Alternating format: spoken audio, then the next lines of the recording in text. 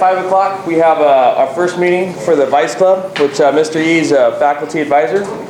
It's we're an American Chemistry Society chapter, and there's a few benefits for joining the club, but we'll mention that in the meeting. What I will tell you though is we have our whole agenda planned for this semester, and one of those things is the UC Santa Cruz High School competition, which is this weekend, and we're looking for a few members to help us with that competition. So basically, it's I think a 3-hour event. You go there, they have a lot of activities for high school students. They have a big high school competition there. If you're interested, we'll be passing out pamphlets at the meeting, but if I already have some pamphlets now, so after class, if you're interested, just find me, or Estefania, she's the president, and we'll be able to hand these out to you, and it provides more information on that club. Okay, that's all I got. And what time and where is the meeting? Oh, I'm sorry. Again, it's Thursday, 5 o'clock. It's at Merrill 3. And yeah, it's at Merrill 3. So that's what it'll be. I got it.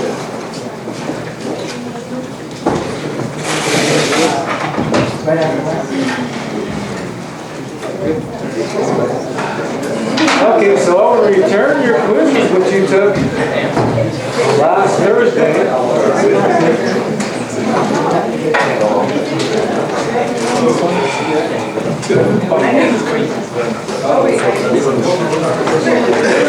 Okay, so this is the staff for the 8 o'clock, the 11 o'clock lab section.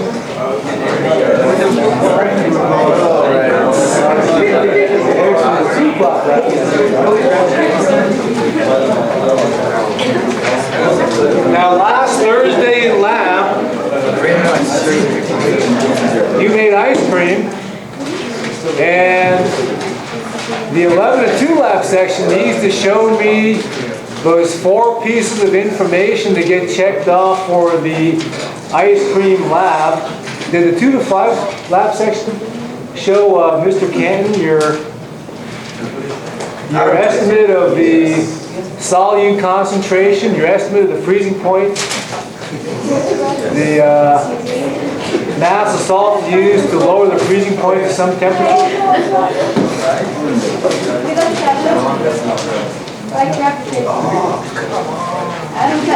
Okay, so the 11 o'clock lab section, he can show me that today.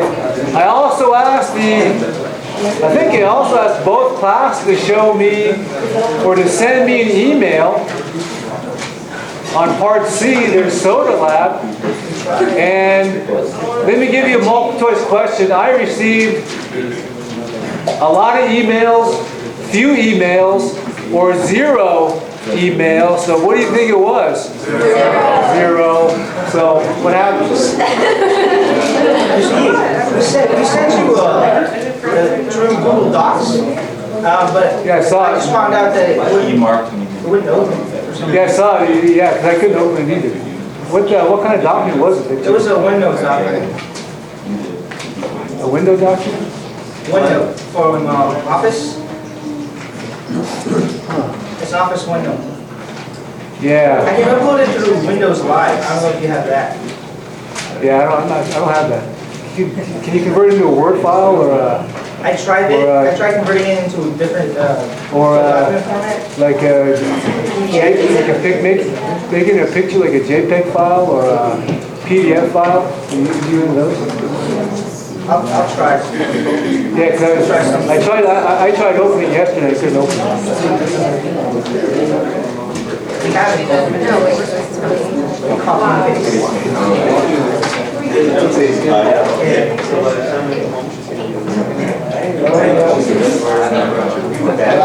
I don't know, I didn't get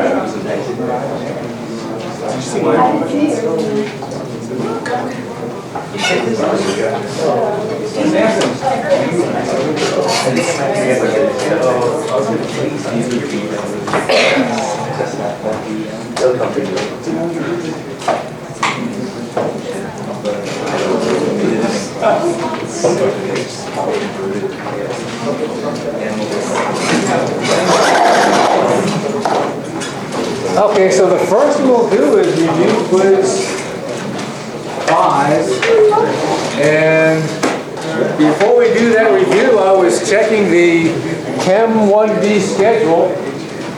And according to the Chem1B schedule, it looks like the first exam of the semester is scheduled for next week. So, Hope it's on Monday. No. I forgot. I knew it was like something. okay, so would you like exam 1 to be next Tuesday, 1 week from today, or next Thursday, 9 days from today? Thursday. So how many wanted on Tuesday? Okay, so let's look at you on Tuesday.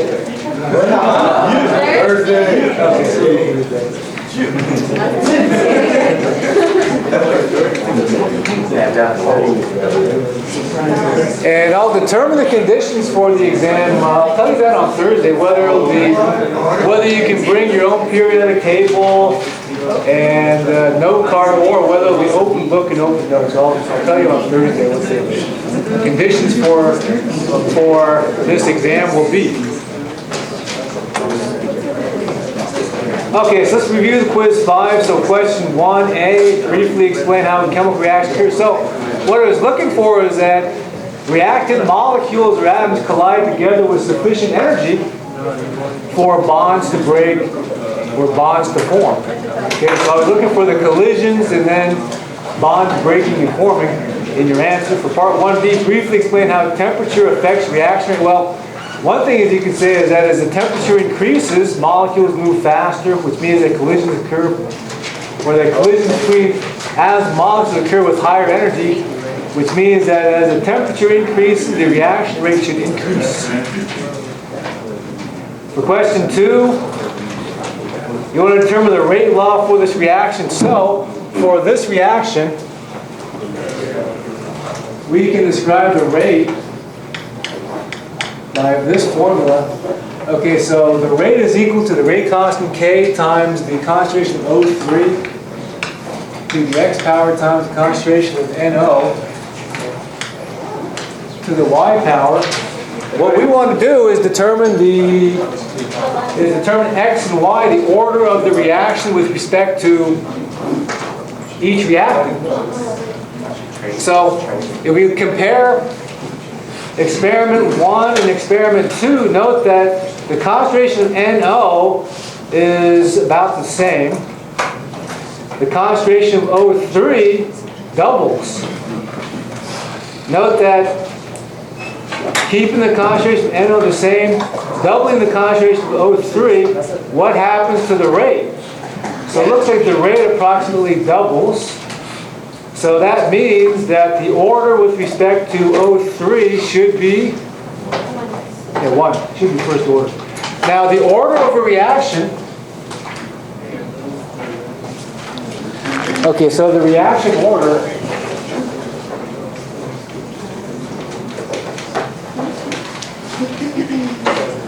is a whole number.